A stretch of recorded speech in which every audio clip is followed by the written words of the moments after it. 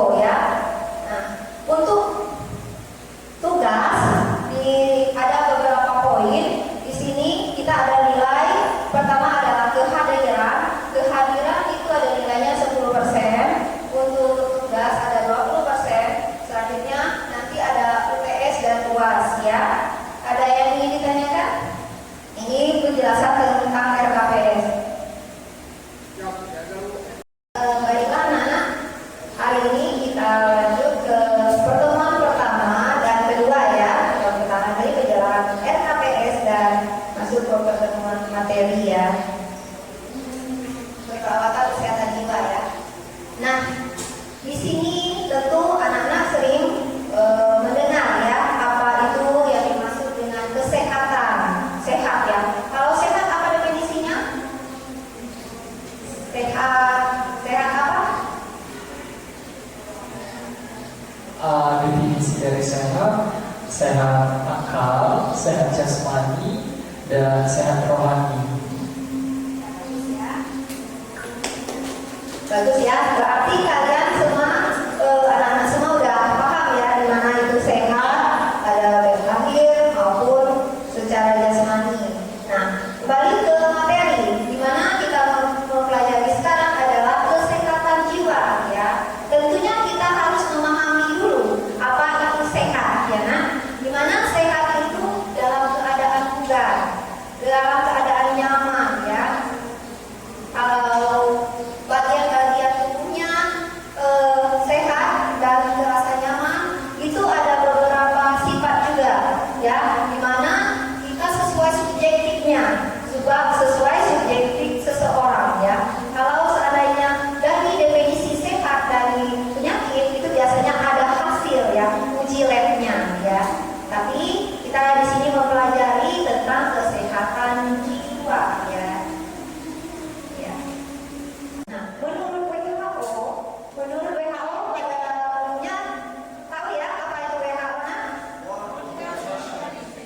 Oh, kita semua anak-anak muda ya. Udah semester 4 ya, pasti udah paham. Nah, pada umumnya menurut organisasi ini pada tahun 2008 dia melakukan sehat jiwa itu adalah orang yang dapat melakukan beberapa hal ya, di mana menyesuaikan diri, dia mampu menyesuaikan diri secara konstruktif ya, yang sesuai konstruktif ya, lawan dari destruktif ya, yang tidak menyimpang ya. Nah, di mana meskipun dia kenyataan buruk, dia mampu menyesuaikan keadaan ya, mampu menerima. Selanjutnya dia kedua merasa bebas, hidupnya bebas ya, relatif dengan tidak adanya ketegangan, tidak adanya kecemasan atau anksietas. Itu sehat jiwa ya. Nah, selanjutnya dia merasa kepuasan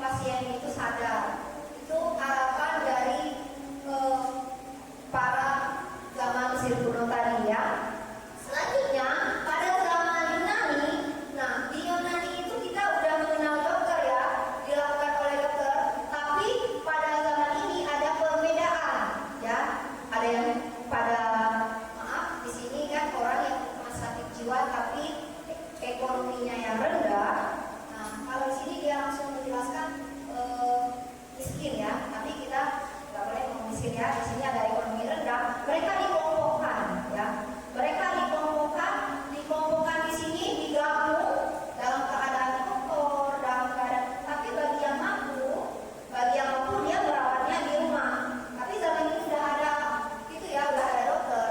Nah orang jadi kembali lagi banyak ya zaman-zamannya ya. Nah, semoga nggak bosan ya, tapi kita masih membahas tentang zaman agar kita tahu oh ternyata tahapan untuk menjadi keperawatan jiwa ini panjang ya.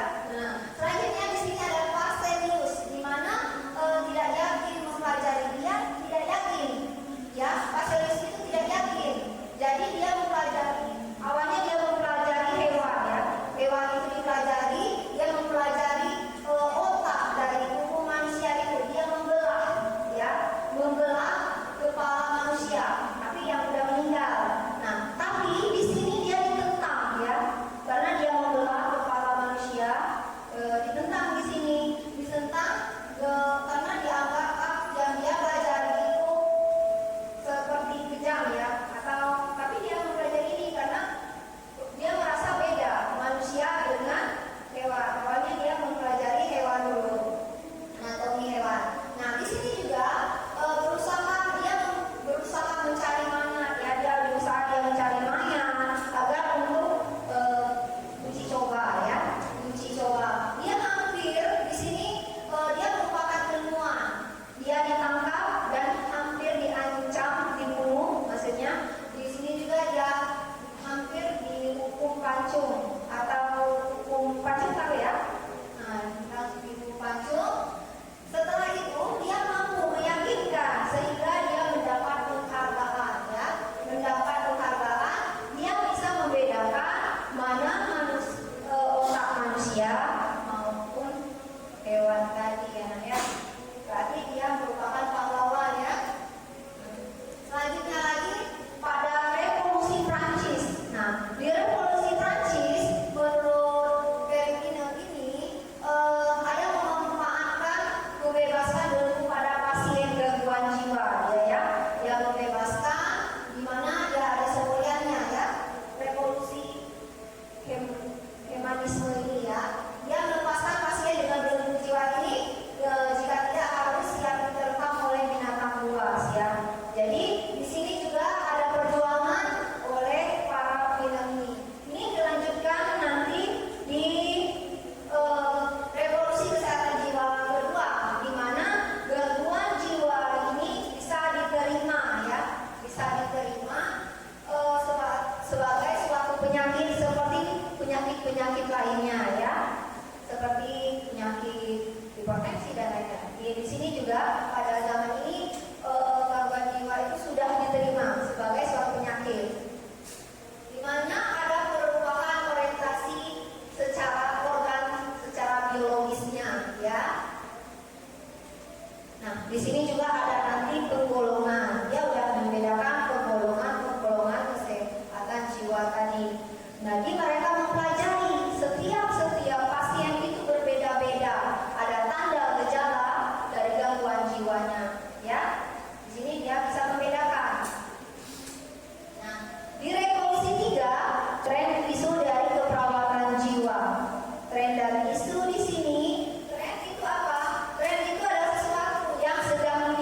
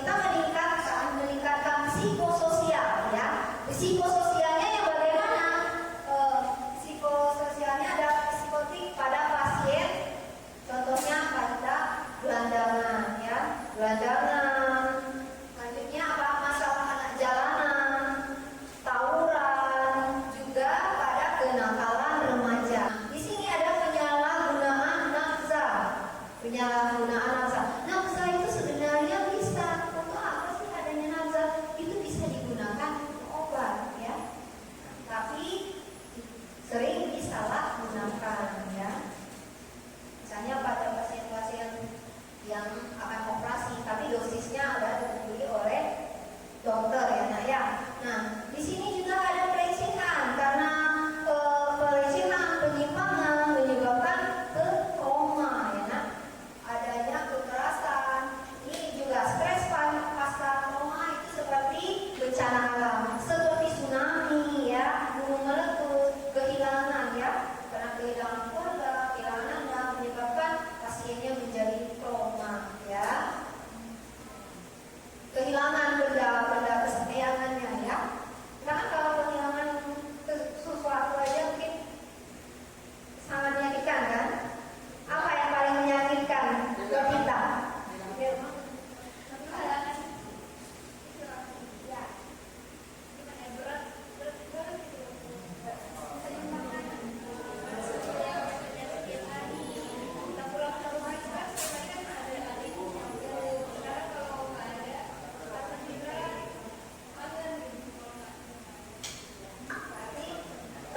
Kita baru terasa jika sudah kehilangan. Jadi selagi masih ada, sayangi ya. Masih di tren ya. Tren apa lagi yang paling mengancam ini? Apa? Tren bunuh diri. Tentunya baik di Indonesia angka tren bunuh diri itu berdasarkan jurnal itu udah belasan ya nak. Dimana ditempatkan juga di community base. Maksudnya di sini ada komunitas yang sudah mempelajari tentang gangguan jiwa tersebut ya. Jadi dia bisa mengatasi pasien-pasien yang mengalami ansietas, ketidakberdayaan gitu ya. Nah, jadi semuanya kita harus pakai apa?